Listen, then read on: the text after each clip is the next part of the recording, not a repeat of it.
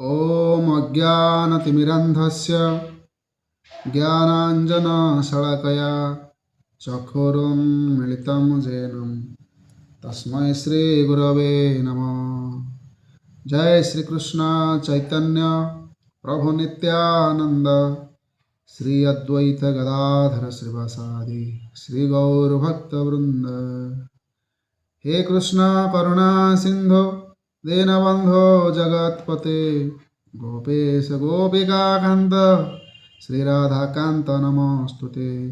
तप्त कांचन गौरांगी श्री राधे वृंदावनेश्वरी वृषभानुसुते देवी प्रणमामि हरि प्रिये। हरे कृष्ण जय जगन्नाथ।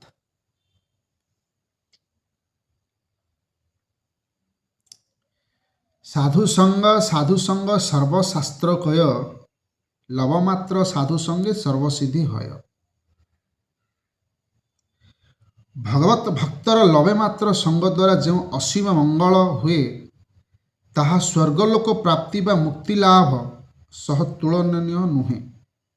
से क्षेत्र में मर्त्यर मरणशील मानवर भौतिक समृद्धि व लाभ कौन कहवा। यह भौतिक संसार रे जड़ संसार रे रही जदि आमे भगवत शरण रे न जीवा ताहले यह बड़ जीवनर बहुत बड़ दुखर कथा। श्रद्धा शब्द विश्वास कहे सदृढ़ निश्चय कृष्ण भक्ति कैले सर्व कर्म कृत है। कृष्ण भक्ति करवा द्वारा कृष्ण को आराधना करवा द्वारा कृष्ण को शरणापन्न होगा द्वारा कृष्ण को आत्मनिवेदन करवा द्वारा कृष्ण को गुण लीला कीर्तन करवा द्वारा जीव यह संसार रे केवे कार ऋणी हो न थाए एवं से अनायास रे भगवत चरणार बिंदरे आश्रय मिले।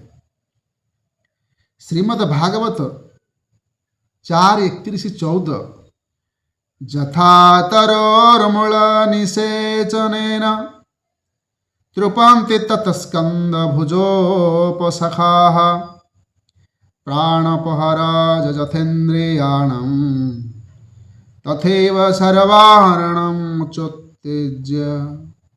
जेपरि गच्छर मूलरे जल सेचन कले ताहार स्कंद शाखा उपशाखा आदि समस्त तृप्ति लाभ करिथाए। प्राणर तृप्ति द्वारा जेपरि समस्त इंद्रियर तृप्ति साधन होइथाए ठीक सेहीपरि एकमात्र परम पुरुष भगवान श्रीकृष्णଙ୍କର पूजा द्वारा समस्त देवादेवी पूजा होइथाए। श्रद्धावान जन हय भक्ति अधिकारी उत्तम मध्यम कनिष्ठ श्रद्धानुसारी। भक्त तीन प्रकार भक्त उत्तम मध्यम कनिष्ठ। जे सर्वस्व समस्त मध्य सचराचर स्थावर जंगम कीट पतंग समस्त ठारे जे भगवत दर्शन कला भगवान को देखिला से हूँ उत्तम भक्त उत्तम अधिकार।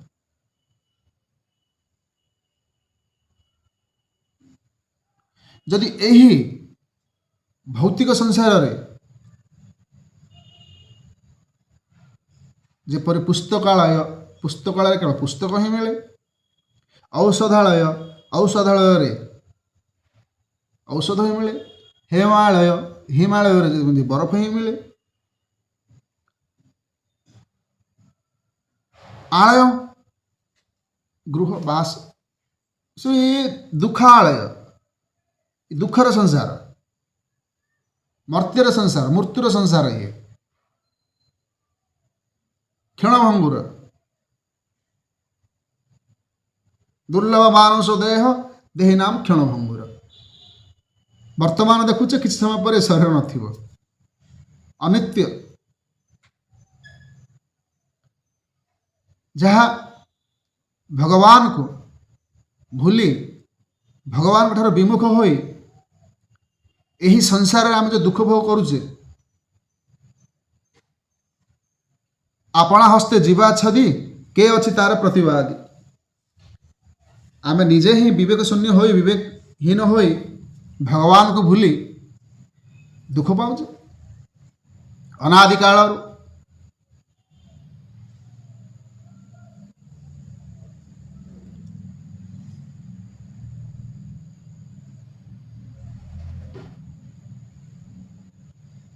गृहस्थ होई जदि एही संसार रे भगवत चरण आश्रित होई भगवान को सर्वस्व निवेदन करी निज को आत्मसमर्पण करी एही संसार रे जदि आमे जीवन पथरे चलिबा ताहले निश्चय भगवान श्रीहरिंकर कृपा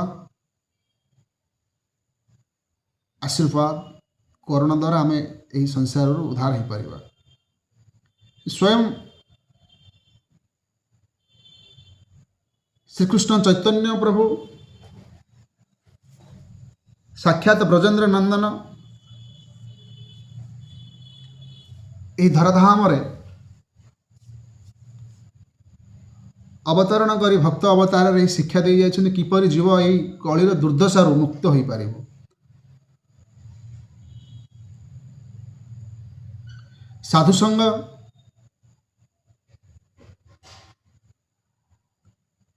हरिनाम संकीर्तन द्वारा जीवर हृदय रे भक्तिलता बीज उत्पन्न होता है। गुरुकृष्ण से बीज को रोपण करिथांती। ब्रह्मांड भ्रमिते कौन भाग्यवान जीव सारा ब्रह्मांड रे जदि कई भाग्यवान जीव थाए गुरु कृष्ण प्रसादे पाय भक्तिलता बीज। गुरु कृष्ण का आशीर्वाद कृपा द्वारा आम हृदय जो भक्तिलता बीज रोपण कर गुरुदेव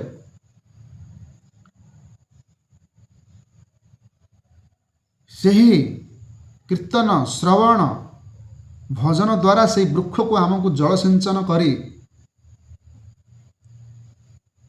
बड़ करने को पड़ो।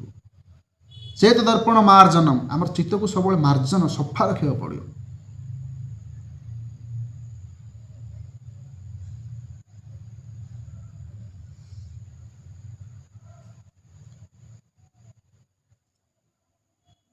कलिजुगर महामंत्र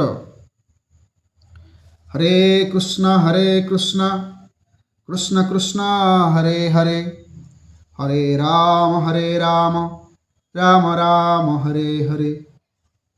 यही महामंत्र को आम कीर्तन संकीर्तन जप स्मरण करी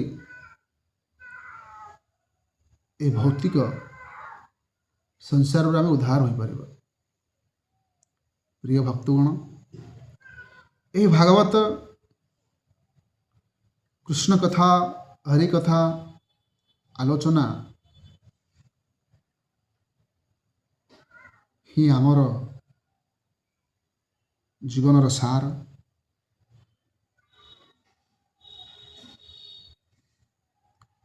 भगवान स्वयं कहते नाहम तिष्ठामि वैकुंठे ना जोगिना हृदय च मदभक्त जत्र गायन्ति तत्र तिष्ठामि नारद। हे नारद ना मो वैकुंठ रे थाए ना मो जोगी मानक हृदय रे थाए मो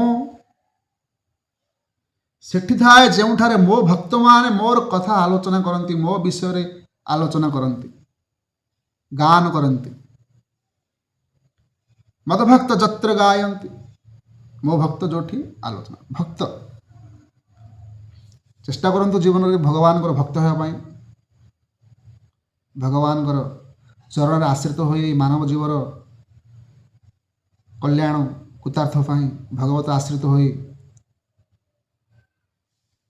अनादि पुरुष भगवान श्री जगन्नाथ कृष्ण चरण आश्रित गुरु कृष्ण आश्रित हो भगवत भजन करी आत्मार कल्याण करंतु भौतिक संसार उद्धार हो ଶ୍ରୀ ଗୋଲକ ବୃନ୍ଦାବନ ଭଗବାନଙ୍କର ସେବାରେ ନିଯୁକ୍ତ ହୋଇ ଆନନ୍ଦରେ ରହିବା ପାଇଁ ଚେଷ୍ଟା କରନ୍ତୁ। ଜୟ ଜଗନ୍ନାଥ। ହରେ କୃଷ୍ଣ।